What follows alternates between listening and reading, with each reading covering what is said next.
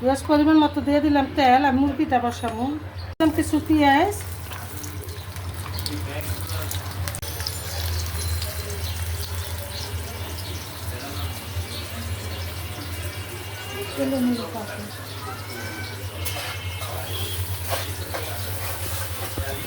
আমি দিয়ে দিলাম স্বাদ অনুযায়ী লবণ। প্রথমে তেলের ভিতরে দিয়ে দিলাম পেঁয়াজ বাটা, দিয়ে দিলাম আদা বাটা, রসুন বাটা,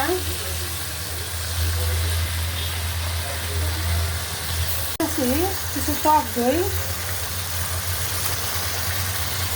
একটু মরিচের গুঁড়া, আর হচ্ছে ধনিয়া জিরার গুঁড়া,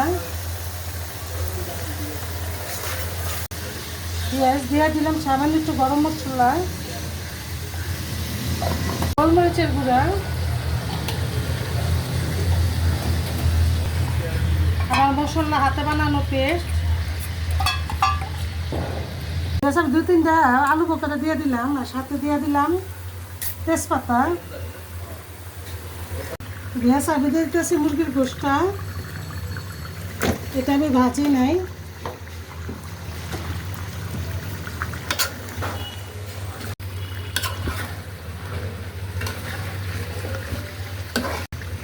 গ্যাস এটাও কিন্তু আমার হাতেরই মশলা, সব কিছু দেওয়া এটার ভিতরে। টমেটো, আদা, আর পুদিনা পাতা, ধনিয়া পাতা, এগুলো সবই দেওয়া।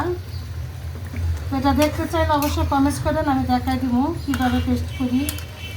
দিয়ে দিলাম চিনি স্বাদ অনুযায়ী,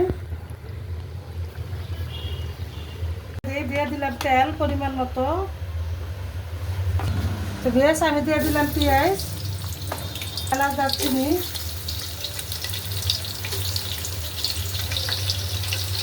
তো বেশ আমি দিয়ে দিতেছি চালটা, স্বাদ অনুযায়ী লবণ, আদা বাটা,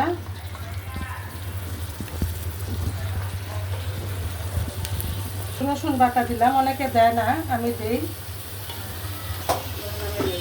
পরিমাণ অনুযায়ী পানি, গরম পানিটা। পেঁয়াজ আমার এখন পোলাওটা একটু দমে দিয়ে দিব, নামানোর আগে ঘি দিব আর পেঁয়াজের বেস্তা। তো পেঁয়াজ দিয়ে দিলাম একটু গুঁড়ো দুধ, আমি একটু গোলাই দিছি, আপনারাও দিয়েন।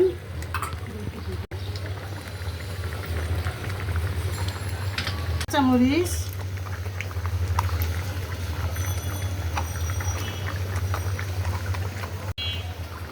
ভেজ দিয়ে দিতে আছি পেঁয়াজের বেস্তা, দিয়ে দিতেছি কিছু পেঁয়াজের পাতা পোলাওতে।